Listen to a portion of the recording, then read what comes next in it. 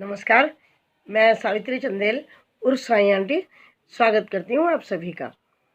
आज हमने चर्चा की धनतेरस की, दीपावली की और लक्ष्मी जी की कथाओं की, पूजा की।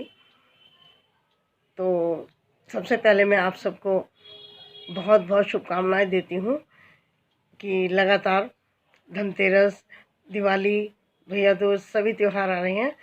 सभी पर्व आप सबके लिए मंगलमय हो, इस कामना के साथ मैं आपसे शेयर करती हूँ कि धनतेरस के दिन क्या क्या खरीदना चाहिए और क्या नहीं खरीदना चाहिए।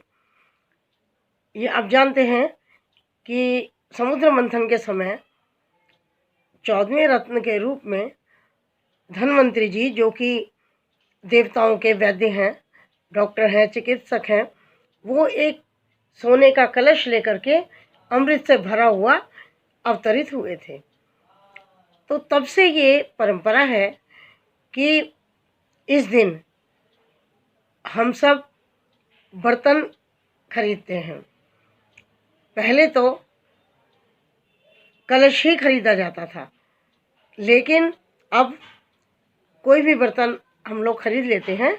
लेकिन बर्तन खरीदते समय हमें ये ध्यान रखना चाहिए कि वो बर्तन, वो पात्र वो हो जिसके अंदर हम जल रख सकें, क्योंकि धन्वंतरी जी जो लेकर आए थे कलश, उसमें अमृत था। बाद में चाहे उसमें आप जल भर सकते हैं, काम आएगा। तो इस तरह से यदि हम कलश ना खरीदें, छोटे आकार का लोटा हो सकता है, गिलास हो सकता है, कटोरी भी हो सकती है, जिसके अंदर हम जल डाल लें, ऐसा बर्तन हमें लेना चाहिए। धन्वंतरी जी की प्रिय धातु है पीतल, इसलिए इस दिन पीतल खरीदना शुभकारी होता है। इसके अतिरिक्त इस दिन सोने और चांदी से बनी हुई वस्तुएं भी लोग खरीदते हैं। कहा जाता है कि जो वस्तु भी हम इस दिन खरीदते हैं वो 13 गुना होकर के मिलती है, ऐसा सुना मैंने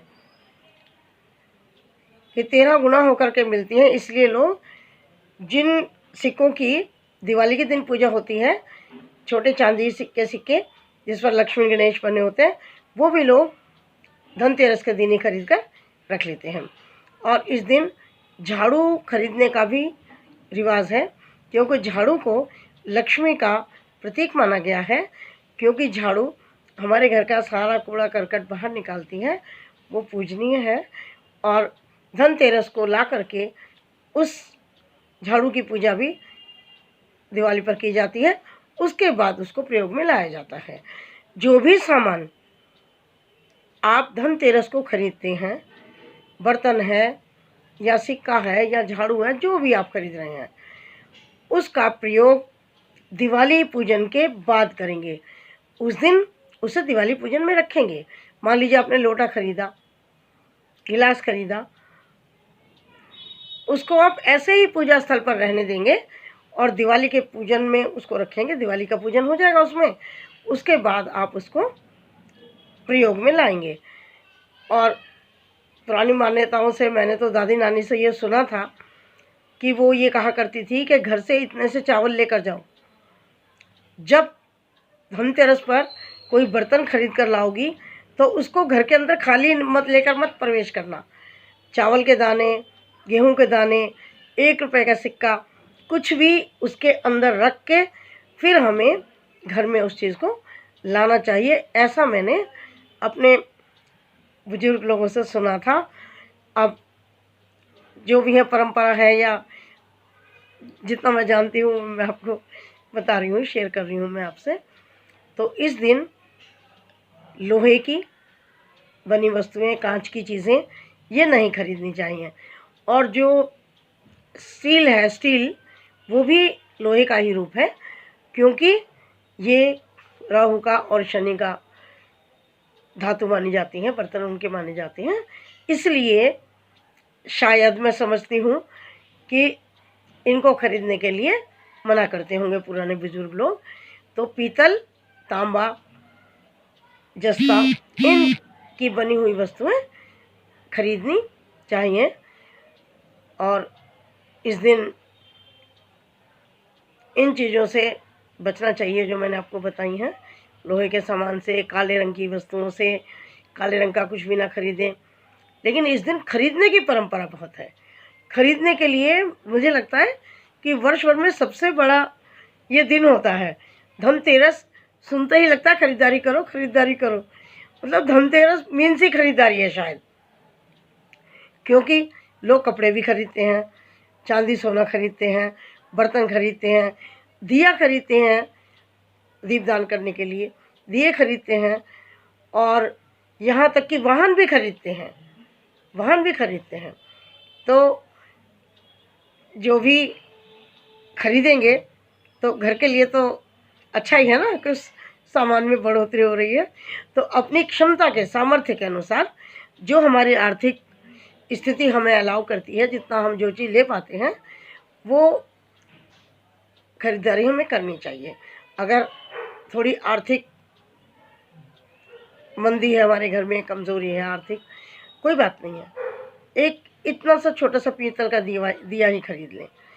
कोई भी छोटी से छोटी चीज़ खरीद लें, छोटी से छोटी चीज़ खरीद लें।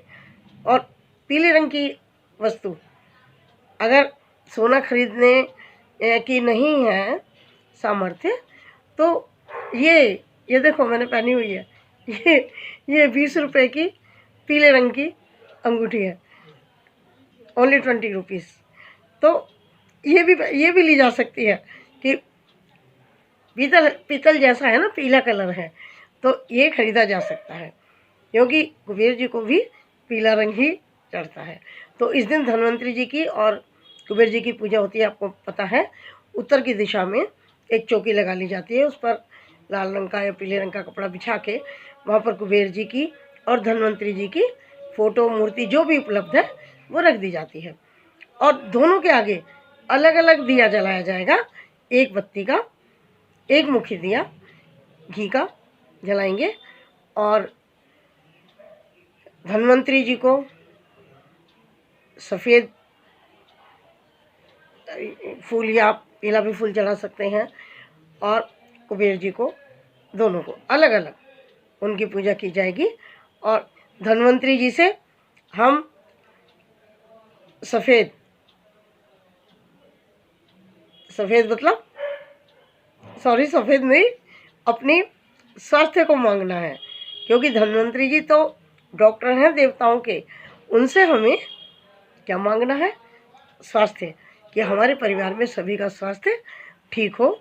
और कुबेर जी से तो आपको पता ही है, खजांची हैं, लक्ष्मी जी के कैशियर हैं, सारा खजाना उन्हीं के पास है। उनसे अपने पूरे वर्ष भर के लिए सुख संपत्ति, धन धान्य सबके लिए प्रार्थना करनी है कि पूरा साल हम सबों का अच्छे से चले। तो धन्वंतरी जी का कलर है पीला, पीला कलर है, ये मैंने बताया ना आपको भी। तो उसमें पीले रंग की मिठाई धन्वंतरी जी को, पीले रंग का फूल, और कुबेर जी को सफ़ेद। ठीक है, चलिए, धन्यवाद, नमस्कार।